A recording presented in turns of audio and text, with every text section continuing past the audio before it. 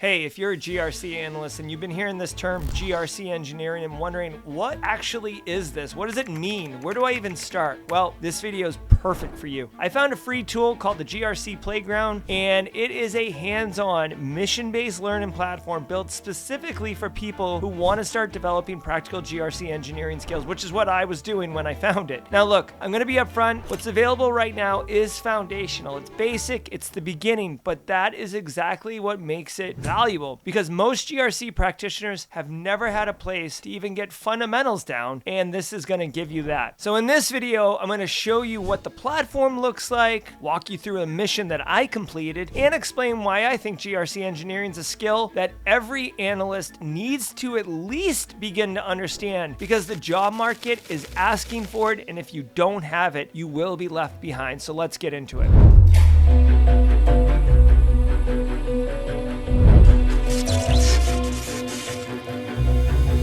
So what is GRC engineering? The simplest way I can put it is traditional GRC is about documenting controls and kind of manual assessment and a lot of paperwork and Excel spreadsheets, which is awesome. GRC engineering is about implementing and automating those controls and those checks and that audit level, which by the way is phenomenal because it gives you a much broader understanding of what the actual environment's controls are instead of just sampling a set of endpoints. You can check all of them. A traditional GRC analyst looks at a control requirement like all production storage buckets must not be publicly accessible, right? Very simple for AWS. And they write that down in a policy document. Maybe you create a spreadsheet, you track it, where are all the buckets, whatever, manually verify it during an audit. So once a year, I go check the buckets and see, but I can't check all of them. So the ones I do check, I find a couple that are not correct and we fix those, right? That's real work and it's real value, but it's wicked slow. It's time consuming, it's manual, and it's reactive, right? Like I found a problem, go fix it versus it being fixed right away. A GRC engineer takes the same control requirement and encodes it. They write it as a logic that a system can evaluate. So instead of a human checking that the rule once every 6 months is in place or not, a policy engine is going to check it automatically every single time something gets deployed into your environment. So if a deployment violates the policy, it gets blocked before it ever touches production, meaning your exposure window goes from time between audits to you have no exposure window, right? That's the shift. You're going from reactive documentation to proactive automated enforcement. And this isn't some far off future concept. Tools like Open Policy Agent, which is something I found out from this GRC Playground, people call it OPA for short, and languages like Rego or Rego, I didn't get a pronunciation key on that one, are used by DevSecOps teams and GRC engineers inside real organizations right now. So infrastructure as a code, continuous integration, continuous deployment, or CI/CD pipelines, cloud environments. These are all the places where policy as code is starting to show up. So right now, I hope you're beginning to understand why it's so valuable to use GRC engineering, why organizations are going towards it, and why you need to understand it. The uncomfortable truth is if you don't at least understand how GRC engineering works, I'm not saying you can implement it, but you got to understand how it works, you're going to struggle to be relevant in the GRC conversations that are coming in modern organizations. But the good news is you can start learning today and it's absolutely free, which is why I wanted to make this video. So let me tell you how I came across this resource because the story does matter. A woman named Ashley Pearce, who's very active in the GRC community on LinkedIn, released a GitHub repo called GRC Playground. I found it. I was like, yes. She put together this hands-on learning environment and shared it publicly. Since I saw it, I was intrigued. I was like, oh, let me get on this. Right away, I ran into some challenges trying to actually get the GitHub environment to actually work through the content. Now, this was a concern or a consideration around GitHub, and I was like, oh, this is kind of frustrating or whatever. It wasn't exactly plug and play for someone who's not deeper in a developer workflow. I couldn't get it to work. So what I did was I basically reached out to Ashley directly on LinkedIn, and she told me about their website, grcplayground.com, which I think is kind of a front-end interface to the GitHub repo if I had to guess, but it's a full web-based platform that they built around the same concept. So you don't need need to use the GitHub. You don't have to get into the code. It runs entirely in your browser. And that is what I'm going to walk you through right now in this video. The tagline tells you everything that you need to know about it, right? Stop memorizing frameworks, start practicing GRC. Now, first of all, I don't want to dunk entirely on frameworks. I think understanding this cybersecurity framework is valuable. I think they're just trying to make it tongue-in-cheek to make it qualify that it's not just about memorizing stuff, but it's about getting your hands dirty in GRC. So I'll allow it, but don't sleep on frameworks for real. I do like that it points out that most GRC training isn't really hands-on. It's much more like consuming information and then trying to apply it yourself. They spell it right there on the homepage.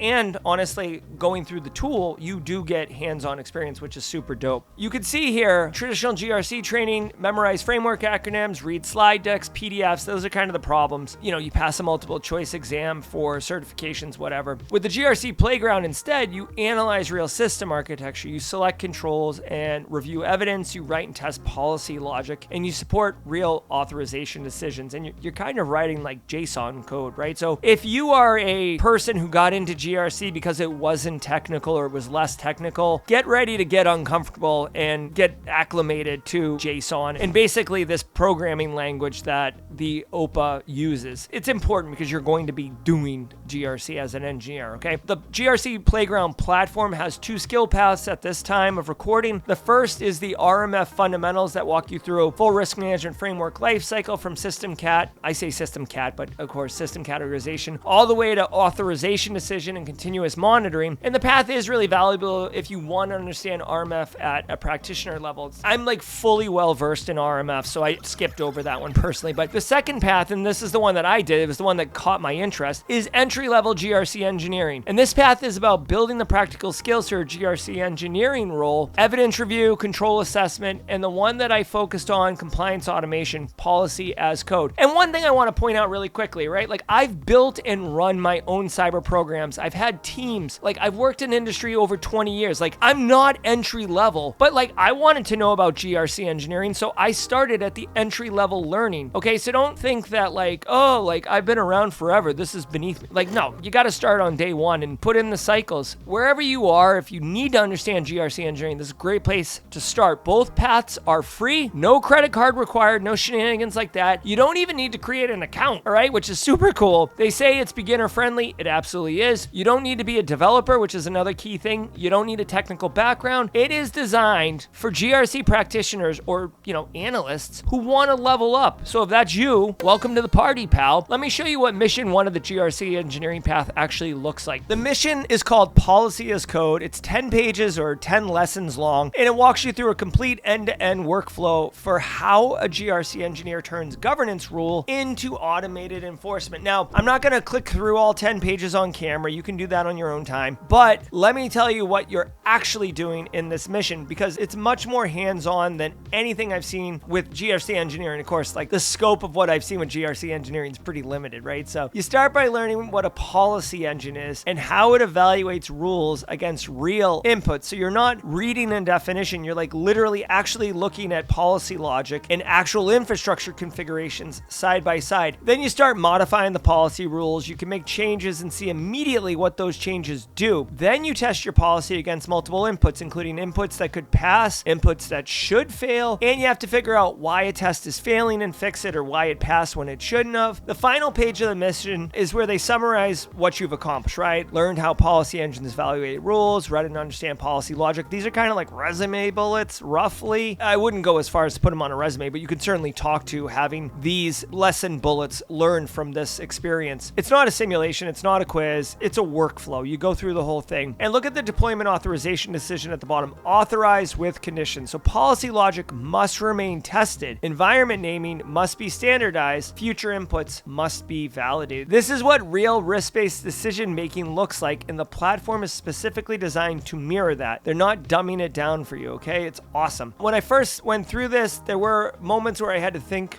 about what I was doing, right? I was learning the debugging section, especially. You're looking at policy logic that's not working and you have to reason through why the condition isn't catching what it should catch. It's not easy if you've kind of never thought about it. Also, personally, like I knew in certain situations what I needed to type, but I didn't know like the formatting or the language syntax for it. So like that reinforced my learning by actually typing right in there in the fields and checking myself. The cognitive friction is where that learning happens, right? So muscle memory and whatnot. The platform holds your hand just enough to keep you moving without giving you the answers. Now, the thing that I found most valuable wasn't 100% directly about the platform, although the platform was valuable. At the end of the mission, the platform points you towards external resources. It's a lot of the same resources each lesson, but the open policy agent documentation and the Rego programming language were these external resources. And from what I can tell, these are standardized languages and kind of protocols around how to do GRC engineering. The open policy agent is the actual production grade policy engine that GRC engineers and DevSecOps teams use in the real world. It's open source, it's widely adopted. In the Rego programming language, you write policies in when you're working with OPA. So this isn't something that the GRC Playground is teaching you in the mission itself specifically, although you are using that programming language when you're writing the policy checks and whatnot. But what I would say is, if you're going to go interview for a GRC job and you want to flex a little bit about your exposure to GRC engineering, being able to understand what open policy agent and what the Rego programming language are will go a long way. So even though it's a document, I would get familiar with it. They do have a mission 2 that's coming that's going to cover, more advanced features, but it's not released at the time of this filming. The fact that they're pointing to real tools and using real tools, so it's not just some like sandbox environment with make-believe stuff, it's the actual OPA documentation. It matters. And I think that that's like a really great element that they included as that external reference, because it brings it into the real and it'll make a hiring manager know that you actually have been studying GRC engineering. So if you're serious about GRC engineering as a career direction or leveling yourself up as a GRC analyst, that open policy agent and Rego are going to be things that you want to be comfortable with. And now you know they exist. I didn't know they existed before I took this lesson, so hopefully you get that benefit too. I did get the certificate of completing, so you don't think I'm a fraud up here just spitting about this GRC Playground. I went through the whole thing. Mission complete. Policy is code. Done. You could share the certificate online, which is super cool. Is a cert from a free platform going to land you a job by itself? No. Like, no one's putting this cert on their job rec, but that's not the point. The point is that you have demonstrated hands-on experience with a concept that most GRC analysts in the market have never touched. You've gone through a real workflow. You have something to talk about in an interview. You understand what GRC engineers are actually doing in a way that goes beyond reading a blog post. And that, my friend, is incredibly valuable. I've said it before, I'll say it again, and I'll continue saying it.